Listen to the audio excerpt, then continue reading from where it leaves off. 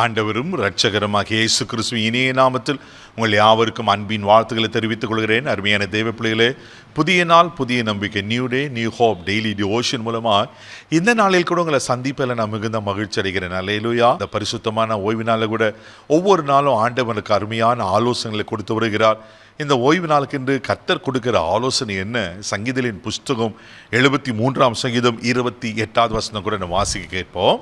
எனக்கோ தேவனை அண்டிக் கொண்டிருப்பதே நலம், நான் உமது கிரியைகளை எல்லாம் சொல்லி வரும்படி கர்த்தராகிய ஆண்டவர் மேல் என் நம்பிக்கையை வைத்திருக்கிறேன். தெய்வ பிள்ளைகளே, இன்னைக்கு நான் உங்களை பார்த்து கேள்வி கேட்கிறேன்.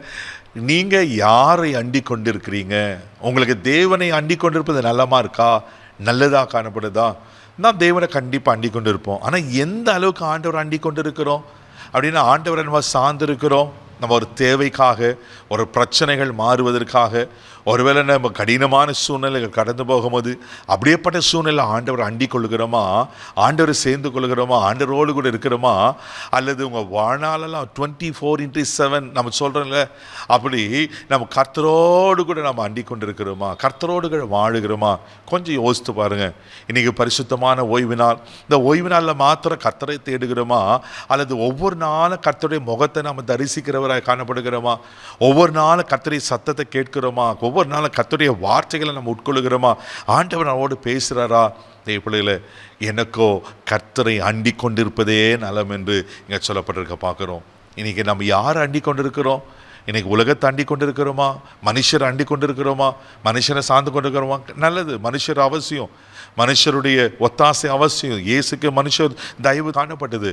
ஆனால் நம் முதல் யாரை அண்டிக் கொண்டிருக்கிறோம், எப்படி அண்டிக் கொண்டிருக்கிறோம், எவ்வளவு அண்டிக் கொண்டிருக்கிறோம், சார்ந்து கொண்டிருக்கிறோம், அதுதாங்க முக்கியம். யோவான் எழுதின சுவிசேஷம் 17ஆம் அதிகாரம் 21ஆம் வசனம் கூட நீங்கள் வாசிப்பீங்கன்னா, ஆண்டவர் அங்கே அழகாக ஒரு காரியத்தை சொல்லுவார். வாசிக்க கேட்போம். அவர்கள் எல்லாரும் ஒன்றாய் இருக்கவும், பிதாவே, நீர் என்னை அனுப்பினதை உலகம் விசுவாசிக்கிறதற்காக நீர் என்னிலேயும் நான் உம்மிலேயும் இருக்கிறது போல அவர்கள் எல்லாரும் நம்மில் ஒன்றாய் இருக்கவும் வேண்டிக் கொள்கிறேன். பிதாவோடு இயேசு இருக்கிறார், இயேசுவோடு பிதா இருக்கிறார்.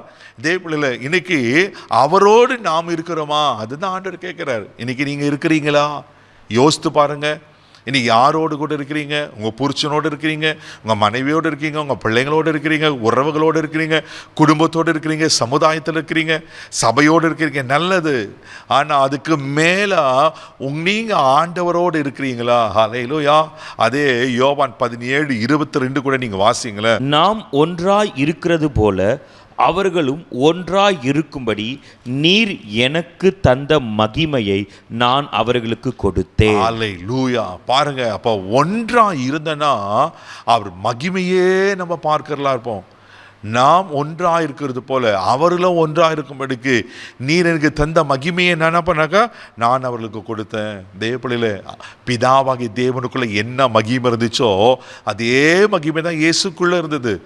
இயேசுக்குள்ள என்ன மகிமை இருந்துச்சோ அதே மகிமை தான் ஆண்ட்ரூஸ்குள்ள கர்த்தர் வைத்திருக்கிறார். நான் எப்பொழுது ரட்சிக்கப்பட்டு எப்போ இயேசு எனக்குள்ள வாழ ஆரம்பித்தாரோ அவருடைய மகிமை எனக்குள்ள இருக்கு. ஹல்லேலூயா. இது சாதாரணமான மகிமை இல்லை. அன்னைக்கு பிதாவுக்குள்ள இருந்த மகிமை, இயேசுக்குள்ள இருந்த மகிமை, அவர் மகிமையின் தேவனாய் வெளிப்பட்டார் அல்லவா, அவர் மகிமை நிறைந்தவராய் காணப்பட்டார் அல்லவா. அன்னைக்கு ஆதி மனுஷன் அப்படிதான் இருந்தான். தேவப்பள்ளியில் ஆதாம் எப்படி இருந்தாரு? மகிமையின் சாயலாக காணப்பட்ட தமது சாயல்படி தமது ரூபத்தின்படி ஆண்டு சிருஷ்டித்தார். அவன் மகிமை மேலே இருக்கிற வரையிலும் நிர்வாணம் இருக்கிறது அறியவே இல்லை. எப்போ பாவம் செய்தாங்களோ அப்போதான் அவங்க நிர்வாணம் அறிஞ்சு கொண்டாங்க.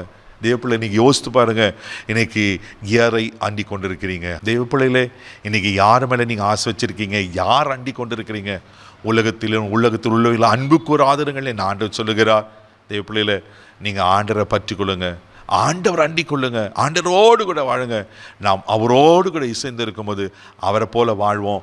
அவர் மகிமை நமக்குள்ள வெளிப்படும். ஆமென். கண்களை படி நம்ம ஜெபிக்கலாம். அன்பு தகப்பனே, உமக்கு நன்றி சொல்லி துதிக்கிறோம், ஸ்தோத்திரப்பா. உங்களை அண்டிக் கொள்ளுகிற ஒரு பாக்கியத்தை எங்களுக்கு தாங்கப்பா. உங்களோடு கூட இசைந்து வாழ்கிற ஒரு வாழ்க்கையை தாங்கப்பா.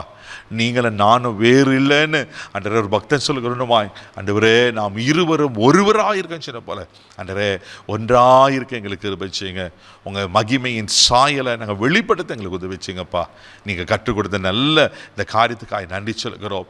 இந்த நாள் முழுதும் கரம் எடுத்து நடத்தும். இந்த பரிசுத்த ஓய்வினால் பரிசுத்தமாய் காத்துக்கொள்ள உதவி செய்யும். கிருபைக்கு ஒப்பு கொடுக்கிற இயேசுவின் மேல் ஜெபங்கள் பிதாவே, ஆமென். நீங்கள் ஆண்டவர் அண்டிக் கொள்ளுங்க, ஆசீர்வாதமாக இருப்பீங்க. God bless you.